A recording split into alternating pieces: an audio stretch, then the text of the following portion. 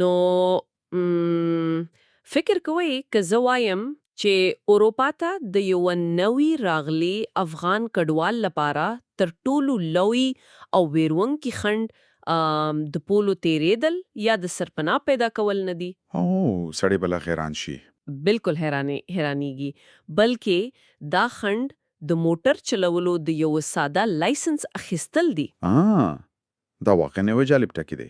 یعنی کله چې مونږ د کډوالۍ اصلي واقعیاتو ته ګورو، کټ مټ هم داسې ده. نو نن مونږ د یو لړ ډیرو جالبو سرچینو، مقالو او رسمي اسنادو دا یو ژوره چرنا کوو. سمه ده. دا اسناد د یوې ټولې په اړه دي چې د افغان ټاپس یا افغان ټاپس په نوم یادېږي. او زموږ د نننی چرنې هدف دا دی چې پوښ کو دا بنیاد سډول کار کوي او تر ټولو مهمه دا چې هغه خلک چې هلته پر ذکرانه ډول کار کوي څنګه د اروپا پزړې کې د افغانانو لپاره د ژوند مسیر بدلوي. دا واقعا یو ډیره په زړه پورې موضوع ده. ځکه معمولاً کله چې رسنیه د کډوالو په اړه خبرې کوي نو تل پر هغو لومړیو او شاوو تمرکز کوي لکه خواړه او کمپونه. هو دقیقاً. ها خو هغه څه چې دا سرچینی راخي یعنی یو بشپړ بل اړخ دی. کله چې یو انسان نوې هوا ته ورسي او لمنه ستونزې حل شي نو ورپسې تر ټولو لوی کړهو د معلومات توشه ده. یو لویه توشه ده. هو یو داسې اداري او ژبنی کګړیچ مخې ته راځي چې که څوک سملار شوونه ورته ونه کړي نو انسان پکې بشپړه ورکېږي. افغان ټیپس همدا توشه ډکوي. یو شیبه مخکې له دې چې موږ د دوی د کارونو جزئیاتو ته لاړ شو، راځو چې دا موضوع خلاصه کړو. غواړم دا روښنا کړم چې دا افغان ټیپس اصلاً څه شی دی. ها دا ډیره مهمه ده. سرچینې وایي چې دا یوازې کومه ساده فیسبوک پاڼه یا یو عادي ویب سایټ نه دی. یعنی دا په بلجیم کې یو رسمن ثبت شوې غیر انتفاعي ټولنه ده چې د ثبت رسمي شمیره یې هم BAU 0095 81 کټیوا سیوا دی. هو یعنی دوی یو بشپړه قانوني او رسمي جوشت لري چې د افغانانو لپاره په پښتو ژبه د اروپا او بلجیم د قوانینو، زدي کړو، کار او ژوند په اړه معلومات خپروي. هو او دا قانوني ثبتېدل یې ځکه مهم دی چې خلک پرې باور کولای شي. پوهیږي کله چې په یو نوې هیواد کې څوک د قوانینو په اړه معلومات لټوي نشي کولای یوازې د لارویانو پر خبرو تکیه کړي. بالکل سړی نشي کولای هر چاته غوږ ونیسي. افغان ټیپس هر روز له باوري رسنیو او دولتي ادارو څخه حیاتي معلومات راټولوي او پښتو ته ژباړي. یعنی دوی په حقیقت کې د بلجیم د پیچلي سیستم او د یو نوې راغلي افغان ترمنځ د یوه خوندې پلې حیثیت لري. خو دلته زما ذهن کې سمدلاسه یو لار یا پوښتنه راپورته کیږي. دا یو غیر انتفاعي ټوله ده. سمه ده؟ یعنی کوم تجارتي شرکت نه دی چې لوی مالی امکانات ولري. نه بیخي نه. سرچینې روښانوي چې د دې ټولنې لومړني مالی لګښتونه د غړو په بسپنا اډالیو پوره کیږي. نو بیا دا دومره لوی کارونه هر روز د معلومات خپرول او د زرګاونو خلکو پوښتنو ته جوابونه ویل څنګه امکان لري؟ دا ماشين اصلا څنګه چلی شي؟ د دې پوښتنې جواب ډیر ساده خو خور ځواکمن دی. دا ټول ماشين د رضاکارانو پر مټ چلی شي. رضاکاران؟ او هغه کسان چې د خپل زړه لتل پرته یو کله مالی معاش کار کوي. دلته تر ټولو په زړه پورې ټکی دادې چې په سرچینو کې د افغان ټاپس یو ډیر ژور پیغام شته چې وایا له افغان ټاپس سره د یو وړو کې خدمت د کولو لپاره للیو بدلونو لپاره لاره هواره کړی. واو دا ډیر ښکلی پیغام دی. دا یو شعار نه دی. د رضاکاران مقالې ژباړي، قوانین لټوي او هر روز د سلګونو خلکو پوښتنو ته جوابونه وایي. پوهیږئ کله چې زه دا لولم رته د یو خشتیز دیوال انځور مخې ته درېږي. څنګه یعنی؟ تصور څه کوي؟ هر کوچنی ژباړه یا د یوې پوښتنې ځوابول د یوې خشتې په خیره ده. خای یو خشته کوچنی ښکارا شي خو کله چې سلګونه رضاکاران دا خشتې سره یو ځای کړي نو د یو ویټولې د خوندیتو لپاره یو ګلک دیوال او یو پیاوړه کور جوړیږي. د بخیسمه تشبیه ده او موږ ژوندۍ پایلې په عملی ډګر کې وینو. د دې د فیسبوک ټونیزي ګروپ ته پام کویا سرچینی شي چې د ګروپ ل 50,000 ډیر غړ لري. 50,000 دا خو ډیر لیره شمیره ده. بالکل کوچنی نه ده. دا یو پشپاره ډیجیټل ټولنه ده چې خلک خپل تجربې شریک کوي. خو دلته می یو بل اندیشنه پیدا کیږي. زما په تجربه کې کله چې په یو فیسبوک ګروپ کې 15,000 کسان وي هلته معمولاً یو بشپړ ګډوډي وي. هو اکثرا همداسې وي. یعنی هر څک هماغه یو پوښتنه په لسګونو ځله تکرار وي.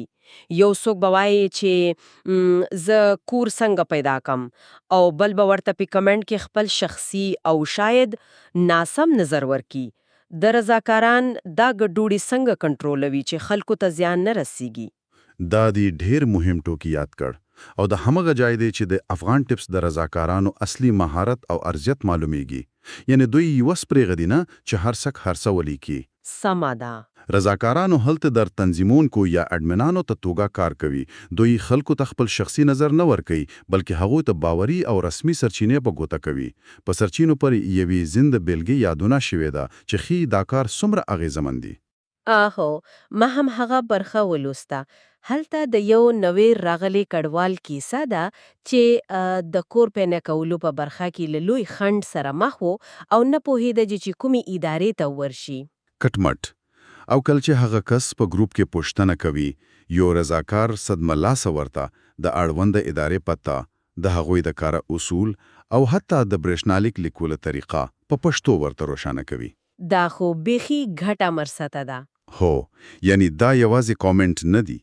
دا یو کوچنی لارښوونه کولی شي د هغه کډوال په لارو لپاره کمو میاشتو سرګردانی کم کړي د یو انسان ذهني آرامتیا وژغوري. دا هغه ځای ده چې کوچنی کارونه لوی ټولیشانه بدلونونه رامنځته کوي. رښتیا هم. او اوس واړم بیرته هغه موضوع ته راورګزم چې د خبرونې په پیل کې مو ورته اشاره وکړه. د لایسنس خبره؟ هو د موټر چلولو لایسنس. دلته خبره ډیره په زړه پورې کیږي. کله چې ما لومړی د سرچینو لوستلې زه بیخي حیرانه شوم چې افغان ټپس د افغان ډرایو په نوم بیخي یو ځانګړی ګروپ او د ترافیکي قوانینو پښتو ژباړې ته دومره لوی تمرکز کړی دی. خو ما له ځان سره وی ولې موټر چلول خو کوم حیاتي اړتیا نه ده. خو کله چې مې لږ نور دقت وکړو پوه شوم چې دا کیسه تر موټر چلولو ډیره لوی ده. هو دا ډیره لوی ده. که موږ دا له لوی انځو سره وصل کړو نو پوهیږو چې د موټر لایسنس ولې دومره مهم دی. نو ولې مهم دی؟ په یوروپا او په ځانګړي ډول بلجیم کې ډېرې صنعتي سیمې فابریکې او هغه ځایونه چې لومړني کارونه پکې پیدا کیږي له ښارونو څخه بهر دي. هلته د شپې لخوا عامه ترانسپورت لکه بسونو او ریل ګاډي په سمه توګه کار نه کوي. یعنی که یو نوی کډوال د موټر لایسنس ونه لري هغه په اتوماتیک ډول د کار موندلو له 50 سری فرصتونو څخه بې برخې کیږي. دا خو د ټولې په ادغام کې تر ټولو لوی خنډ دی. دقیقاً همداسې ده.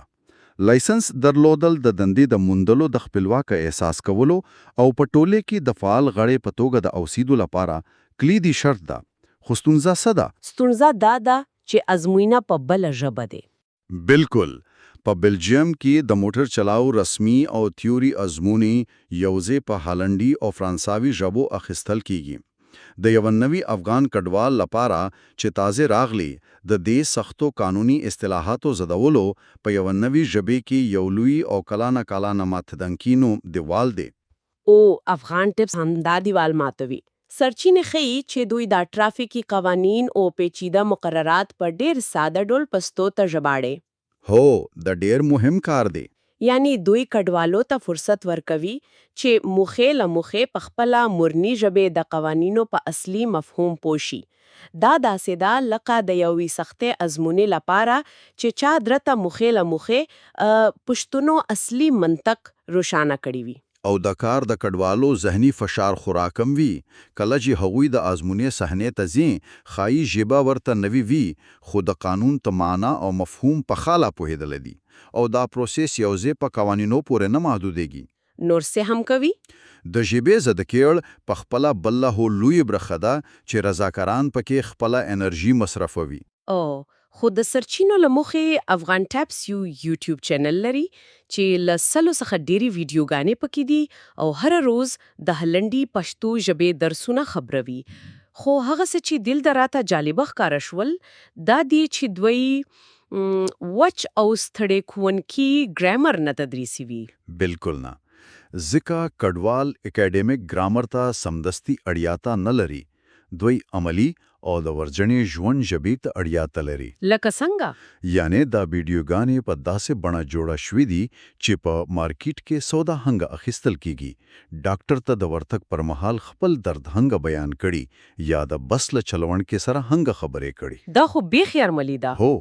دا هغه کوچنی کلتوري واټنو نه دي چې کله له منځل لاړ شي یو انسان د پردیتوب له احساس څخه وباسي او د ټولنې بړخې ګړګړوي او کله چې موږ د دې فعالیتونو کچي او پراخوالي ته ګورو سړی حیرانېږي د یازې په یو کوچني ښار کې نه دی پاتې د دوی تارونه اوس تر بلجیم وتلي او پر ډیجیټل دنیا کې یو لوی اغیز رامنځته کړی رښتیا هم د فیسبوک پاړه شاوخوا 15 فالوورز لري او دا یو مهم بیس راپورته کوي کله چې یو وستونه دوري لوي شي او 15-80 کسان یې تعقیب کړي نو د رضاکارانو لپاره ډېر سخت ده چې د هر چا پوښتنه ته په انفرادي ډول جواب وایي هو دا خو ناممکنه ده کې دوی له ټکنالوژي ګټو وانخلي نو دا سیستم ډېر زر لکاره لویدلی شي خو افغان ټپس دلته یو ډېر زیرکانه ګام اخیستی دی ما ولیدل چې دوی د انډراید لپاره یو ځانګړی موبایل اپلیکیشن جوړ کړی ده یعنی د ټولي حیاتي معلومات اس د خلکو په جیبونو کې دي بالکل خو هغه څه چې په دې اپلیکیشن کې راته تر ټولو نوښتګر ښکاري شول هغه د واتس اپ مستقیمه اړیکه ده دا د واتس اپ اړیکه په حقیقت کې د ډیجیټل لاسرسي یو غوره بیلګه ده وګورئ ډېری زاړه کسان یا هغه کډوال چې ښوونځي ته نه دي تللی شاید د وګورو مقالو په لوستلو یا په ویب سایټونو کې د معلوماتو په لټولو کې ستونزه ولري هو لوستل ورته ګران وي افغان ټپس دا درک کړی دی د واتس اپ له لارې دا کسان کولی شي په ډېرې اساني سره یو غږیز پیغام پرېږدي دوی پوهیږي چې په بل سر کې یو ژوندی انسان یو خواخوږی رضاکار ناستی چې د دوی غږ اوري او په خپله ژبه ورته لارښوونه کوي دا واقعا حیرانوونکی ده خو لکه څنګه چې مو مخکې وویل د دوی کارونه اوس یوازې په بلجیم یا د واتس اپ په پیغامونو پورې محدود نه دي سرچینه شي چې دا بنسات اوس د اروپا په کچې په مهمو پروګرامونو کې رسمي شریک دي زه د اروپا د ایراسموس پلس پروجیکټونه یادونه کوم ایراسموس پلس د اروپا په کچې د زده کړو او ادغام تر ټولو لوی او معتبر پروګرامونه دي او د افغان ټپس هلته ګډون کول د دې ښکارندوی کوي چې دوی اوس یوازې معلومات نه جوړوي بلکې په علمي سطح نوي معیارونه ټاکي دا خو لویه خبره ده د دې لومړی پروجیکټ چې په سرچینو کې راغلی د AI میګرا په نام ده او دا هغه ځای دی چې خبره بخ بلې کچې ته ځي ځکه دلته د مصنوعي استخباراتو یا AI خبره منځته راځي یو شی بدلتا باید لږ تنګ شو دا برخه زما لپاره لږ پیچیده ده یعنی کله چې خلکو د ګډوالو په اړه فکر کوي خوی د اسنادو او ژباړو په اړه فکر کوي خو مصنوعي استخباراتو ګډوالو د دوشیان څنګه سره وسیلېږي غوړم درته لږ ساده کړي هو پوهیږم لږ عجیب ښکاري یو هر رضاکار په عملی ډول د مصنوعي استخباراتو سره څه کوي چې د یو افغان کډوال په درد وخوري دا یو ډیره پرځایه پوښتنه ده او راځو چې دا په یو عملی بل کې روښنا کړو مخکې مو یادونه وکړه چې رضاکاران د سلګونو کسانو پوښتنو ته ځوابونه وایي هو فرض کړئ یو نوی افغان کډوال د بلجیم د ښاروالي یا د مالیې له ادارې څخه یو اوږ او پیچیزه لسمخیزه قانوني مکتوب ته رسیل کوي هغه کس په هالندي ژبه نه پوهیږي ډارېږي چې شاید کومې لویه جریمه ورته راغلی وي هغه د دې مکتوب عکس اخلي او افغان ټاپس ته لیږي. او په دې حالت کې د دې لس مخیزه حقوقي مکتوب لوستل او پښتو تری په سمتو کا ژباړل به یو رضاکار څو ساتونه وخت ونیسي سمده. دقیقاً هماسې ده.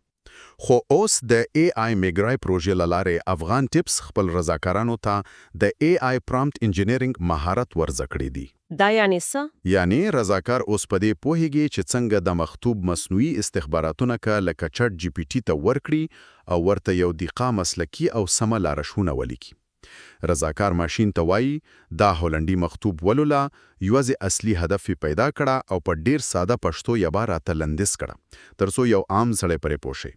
ماشین دا کار په 2 ثانیو کې کوي. واو، یعنی هغه چې مخکې به یې ساعتونو وخت نیو او په 2 ثانیو کې ترسره کیږي او کډوال ته سمدلاسه ځواب رسیږي چې وروره اندیښنه مکو، دا مکتوب یوازې ستا د پته تاییدول غواړي، جریمه نه ده. هو دا خو د رضاکارانو کار سل چندا غزمروي. کټ مټ او د دوی شعار هم په دې برخه کې ډیر پزړې پورې دي. یعنی کډوال د مصنوعي استخباراتونو په مهارتونو سمبالون هر روز د یو نوی ټیپ سره. دا بخې نوشت ده. افغان ټیپس په دې برخه کې دومره پرمختګ کړي چې حتی د ترکیه په ازمیر ښار کې د نور اروپایي سازمانونو استازو ته په همدې برخه کې روزنه ورکړې ده. دا واقعا حیرانونکې ده چې څنګه یو بنستان له یوې ساده فیسبوک پاڼې څخه د اروپا په کچې د مصنوعي استخباراتو د روزنې تر کچې رسیدلی دی او د دوی دوهمه د ایراسموس پروژې لا پسې پراخه ده. سیده ما ولستل چې دا د اروپا په او هیوادونو کې د 8 سازمانانو ترمنځ همکاري ده. خو د دې لوی پروژې هدف دا دی چې د افغانانو لپاره په دری او پښتو ژبو د زده کړې د موادو کیفیت او لار کړي. افغان ټیپس په دې همکاري کې ډیجیټل لاسرسي او د معلوماتو د سم ترتیب مشرق وي. دا خو د ویار ځای دی. دوی د اتریش په لینز ښار کې د دې موادو د معیارونو ټاکلو لپاره یو ورکشاپ هم رهبری کړی دی. د دې معنی دا دی چې افغان ټیپس او سیوازي په بلجیک لپاره نه بلکې د ټولي اروپا لپاره د افغان کډوالو د معلوماتي سیستم اساس ګڼي. نو د دې ټولو معنی صدا مونږ نن د بیلابیلو سرچینو، رسمي اسنادو او د افغان ټیپس د کاري پلانونو یو جرسیه نه وکړه.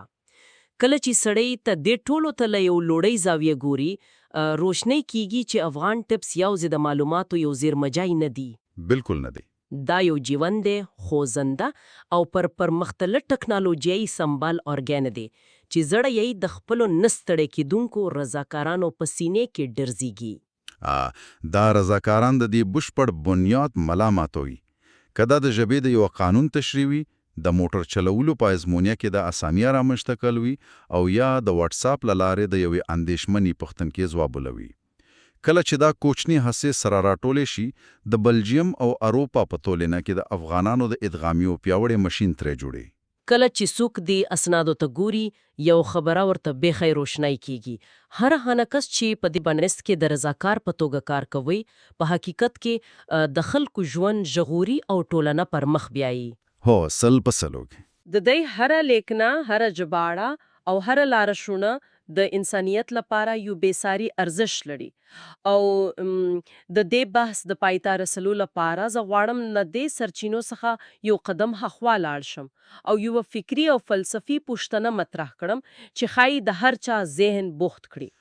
کومه پوښتنه؟ مونږ نن د هغو حصو یادونه وکړه چې رضاکارانی هر ورځ د موبایل اپلیکیشنونو، مصنوعي استخباراتو او ټولنیزو شبکو له لارې کوي ترڅو زرګونه کسان د اروپای له پیچلو قوانینو او ژبې سره آشنا کړي. خو فکر کوئ کې د دې دا کارونه نن دومره یو پیاوړه ځواړک جوړولای شي، نو لس کالو وروسته به منظر سره ډلوي. دا ډېر ښه پوښتنه ده. کله چې همدا نه کډوال چې نن د افغان ټیپس د معلوماتو په مټ په ټولنې کې بشپړ ځای پر ځای شوي، هلندي او فرانسوي ژبې زده کړې وي، د موټر لایسنسونه اخیستي وي او په لوړي مقامونو کې کار کوي، د دې افغان ټولنې ګډ ځواک به د اروپایي سیاسي او اقتصادي راتلونکي سره بدل کړي. دا واقعا یو ژور فکر دی. ځکه اوه تخمونه چې لس کاله وروسته به په لویه ورنه بدلیږي، نن د کومو لویو سیاستوالو نه نه بلکې کټ مټ د همدې رضاکارانو لخوا کرل کیږي. یعنی یو ژبه او یو فیسبوک کمنټ په یو وخت کې هغه یوازې د نننۍ دیارې نه روښانه کوي هغه د یو پیاوړي راتلونکي بنسټ ګڼي او په همدې هیله بخښونکي او پیاوړې خبرې سره زموږ د نننۍ ژورې څېړنې وخت پای ته ورسید. موږ نن د هغو سترو کارونو یادونه وکړه چې د پردې تر شا په خاموشي سره ترسره کیږي خو غهی د ټولې اروپا ته کچاوړېدل کیږي. د ټولو هغو کسانو هڅې چې دا مسیر یې روښانه کړي د ستاینې وړ دي. ته بلې ژورې څېړنې په مخه مو شه.